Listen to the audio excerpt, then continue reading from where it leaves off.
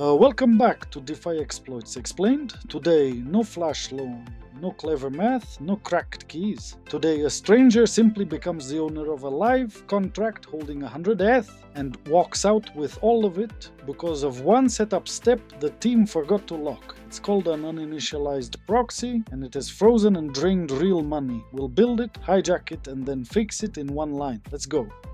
First, what is a proxy? Most serious contracts today are upgradeable, so the team can fix bugs later. To do that, they split the app in two. One contract, the proxy, holds all the money and all the data, and it never changes. A second contract, the logic, holds the rules and can be swapped out. Now, a normal contract sets itself up in its constructor, the code that runs once at birth. But a proxy can't use the logic's constructor because the constructor runs in the wrong place. On the logic contract, not on the proxy where the data actually lives. So instead, setup is moved into an ordinary function, usually called initialize, which the team is supposed to call once, right after deploying, to record things like who the owner is. And that is the whole soft underbelly. If that initialize function has no lock on it and the team forgets to call it themselves, then it is just sitting there, unlocked, waiting for whoever calls it first. And this is not a toy. The most infamous case is the Parity multisig wallet in 2017. A shared library contract was left uninitialized, someone called it setup function, took ownership, and then triggered its self-destruct, freezing about $280 million of other people's money forever. Uninitialized proxies show up again and again in audits because the pattern is everywhere, and the mistake is so easy. You deploy the contract and you forget or you fail to lock and call that one setup function. The fix is a single modifier. And yet, because it's a setup detail and not a scary looking line of math, it keeps slipping through. Let's slow it right down with the whole picture on one screen. On the left is the proxy. It holds the user's 100 ETH, but it barely has any code of its own. Every time you call it, it just forwards your call to the logic contract, a move called a delegate call, and crucially, the logic runs on the proxy's own storage. Inside that storage is a slot for the owner, and right now it reads all zeros. Address 0. Nobody has been made the owner yet. On the right is the logic. This is where the functions actually live. Initialize, deposit, withdraw. The initialize function writes down who the owner is and it's meant to run once at deploy.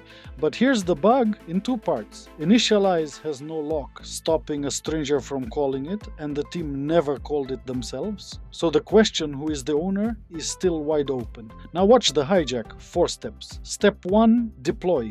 The proxy is live and holds 100 ETH, but the owner slot is still 0 because setting it was left for a separate later transaction that an attacker doesn't have to wait for. Step 2, the attacker calls initialize and passes in their own address first before anyone else. The logic runs and writes owner equals attacker into the proxy's storage. The attacker is now officially the owner. Step 3, the attacker calls withdraw.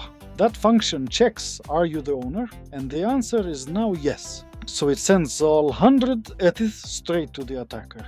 Step 4, the result, the vault is empty, the attacker is up 100 ETH. No math was broken, no key was cracked. A door was simply left unlocked. Think of a brand new building where the master lock is installed but no key has been cut yet. Whoever cuts their key first owns the place.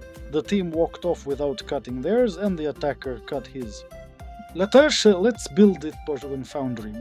Our lab has 3 small pieces, a proxy that just forwards every call to its logic, the vulnerable vault logic with that unlocked initialize, and a fixed version of the same logic. Then a test that plays the attacker. Everything is local, no real users and no real money. Here's the skeleton of the vault logic. It has an owner, an initialize function to set that owner, a deposit so people can put ETH in, and a withdraw that only the owner may call.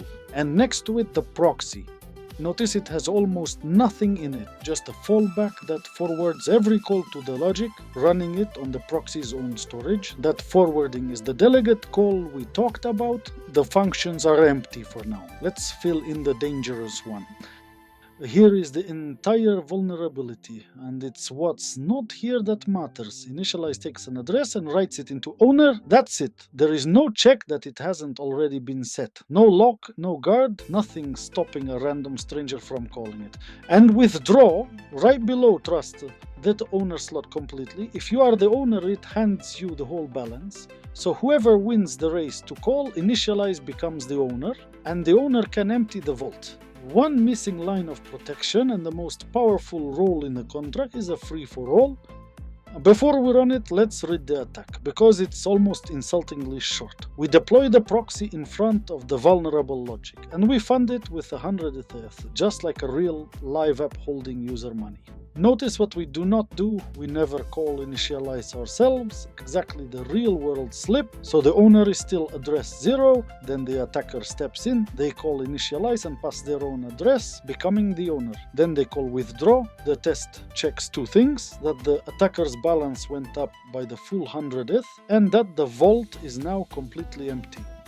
Run it. The attacker who owned nothing and cracked nothing drained the full 100 ETH, and the vault's balance is now 0. Passing green means the hijack worked exactly as designed. Call one unlocked setup function, become the owner, take everything. That's the whole exploit. So how do we stop it? Two changes, and you need both. First, put a lock on initialize so it can ever run only once. A one-shot latch that flips the moment it's used and refuses every call after. That stops anyone from reinitializing and stealing ownership later.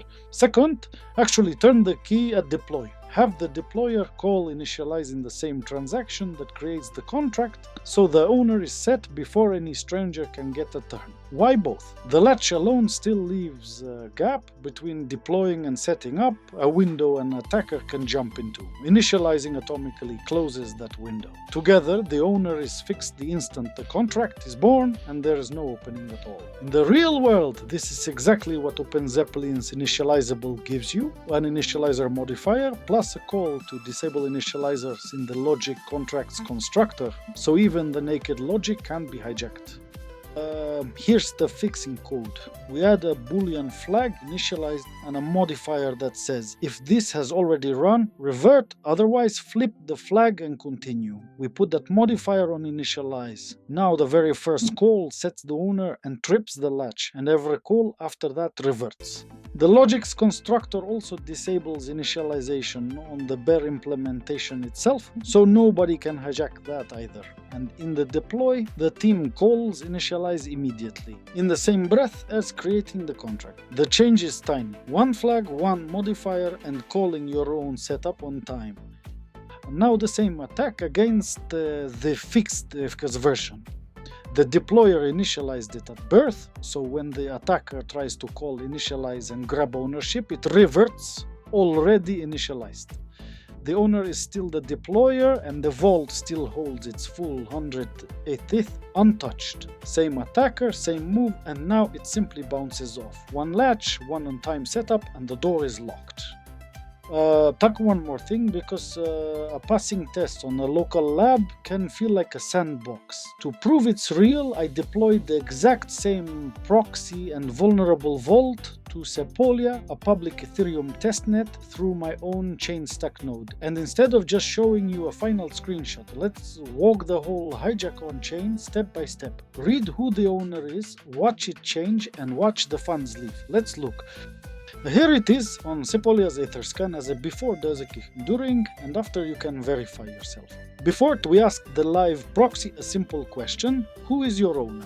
And it answers address 0, all zeros. Nobody. The contract is deployed, it holds ETH, and it has no owner, exactly the vulnerable state. Now the action. The attacker sends one transaction calling initialize with their own address. We ask the same question again: who is the owner? And this time the proxy answers with the attacker's address. In one public transaction, a stranger just became the owner. After, the attacker sends a second transaction, withdraw. Watch the ETH leave the vault and land in the attacker's wallet, the balance going to 0 on one side and up on the other. 3 moves, all public, all on a real chain. The owner was nobody, the attacker made it themselves, and then they emptied the vault. No screenshot to take on faith, you can open each of these transactions and read them yourself. Quick recap, upgradeable proxies can't use a constructor, so they set themselves up in an initialized function. If that function has no lock and the team hasn't called it, then whoever calls it first becomes the owner, and the owner can drain everything. There is no clever math here, it's a missing guard on a setup step. The fix is a one-shot initializer modifier, so it can only run once, plus calling initialize atomically at deploy, so no stranger can slip in first. Lock the door and turn the key on your way in. A quick note though, rebuilding these hacks safely and explaining them line by line takes real work. If it helps you, the wallets are on screen and there's a Ko-fi link below. Every tip funds the next breakdown. Thank you. And that's the uninitialized proxy hijack, a whole vault handed to a stranger because one setup function was left unlocked and uncalled. No exotic math, just a missing guard, which is exactly why it keeps happening. Next episode, another DeFi exploit rebuilt from scratch and then fixed, so you can see exactly how it works and exactly how to stop it. Subscribe so you don't miss it, tell me in the comments which exploit to break down next, and I'll see you there.